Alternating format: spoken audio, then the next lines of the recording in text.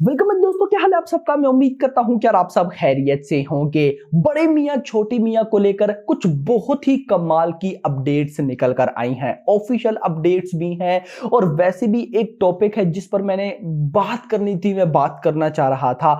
बहुत से भाई लोग दोस्त बोल रहे हैं कि ये फिल्म फ्लॉप होती दिखाई दे रही है। तो क्या गाइस ऐसा है, ये फिल्म सचमुच फ्लॉप होती दिखाई दे रही है?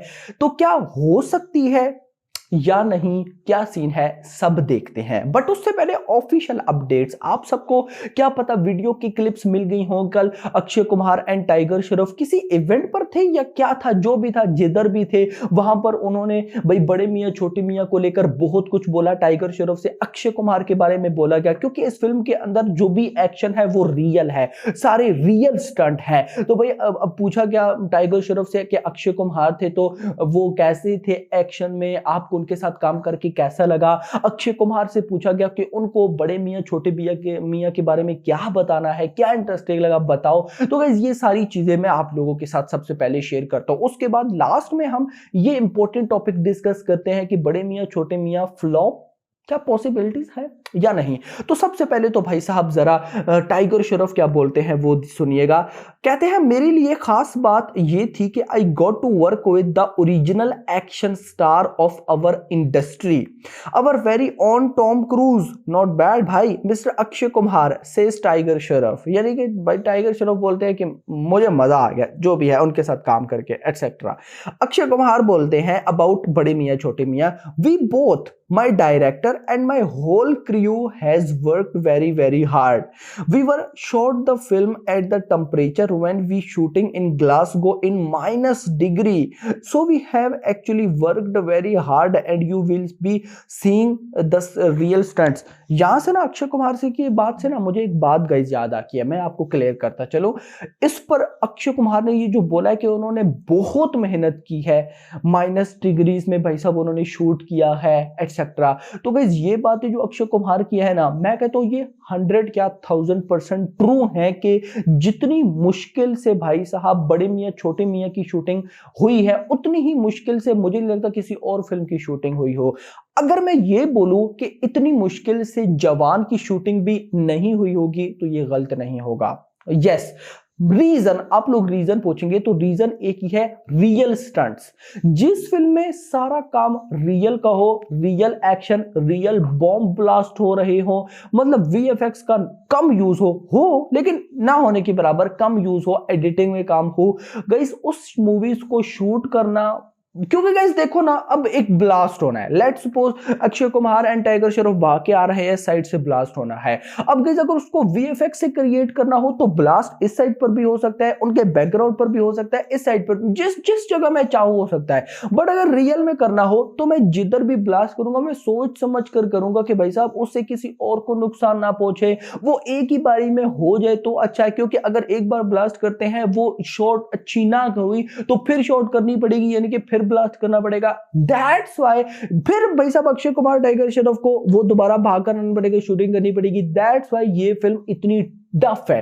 टफ क्या मुश्किल है, तो खुद सोचो कि एक ऐसा डायरेक्टर जो कि भाई साहब ऐसी फिल्म बना रहा है तो वो किस लेवल की होगी। इसीलिए तो उन्होंने अभी वल्ला हबीबी गाने से पहले एक पिक्चर शेयर की थी, एडिटिंग टेबल की थी, जिसमें भाई एक साइड पर अक्षय कुमार थे, दूसरी साइड पर टाइगर श्रॉफ थे, बीच में दो हीरोइंस थी और कहते हैं वेट फॉर द ईद। क्यों टेंशन लेते हो भाई, अभी हम है ना।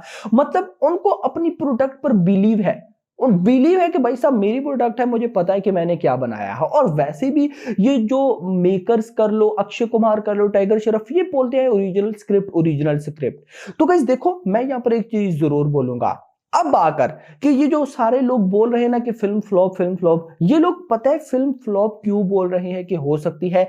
ये सब बड़े मियां छोटे मियां को मतलब कि पता है किसके साथ लिंक कर रहे हैं, पठान के साथ, टाइगर 3 के साथ, एक था टाइगर के साथ, या टाइगर जिंदा है के साथ, या फिर वॉर के साथ। ये सब समझ रहे हैं कि बड़े मियां छोटे मियां में और उन मूवीज में कोई फर्क नहीं है। बड़े मियां छोटे मियां भी सेम भाई साहब हमारी वर्ल्ड बचाएंगे या एजेंट्स होंगे या जो भी होगा। बट गाइस जो मेकर्स बोल रहे हैं कि ये ओरिजिनल कंटेंट है, अभी तक किसी ने माइंड में मतलब ध्यान ही नहीं दिया कि मेकर्स क्यों बोल रहे हैं कि ये ओरिजिनल स्क्रिप्ट है। ओरिजिनल स्क्रिप्ट का नाम सुनकर सब लोग यही समझते कि हाँ भाई सब किसी फिल्म की कॉपी नहीं होगी। नहीं गाइस, आपकी बात बिल्कुल ठीक है, ये फिल्म यूनिक होगी, यानी कि किसी दूसरी फिल्म की कॉपी नहीं होगी, ओरिजिनल कंटेंट होगा। बट यहां पर आप लोग ये भी भूल रहे हैं कि इस फिल्म की जो कहानी होगी वो भाई साहब थोड़ी सी हटकर होने वाली है। हटकर से मुराद ये फिल्म वॉर, भाई साहब पठान, टाइगर जिंदा है, टाइगर 3 उनसे हटकर होगी।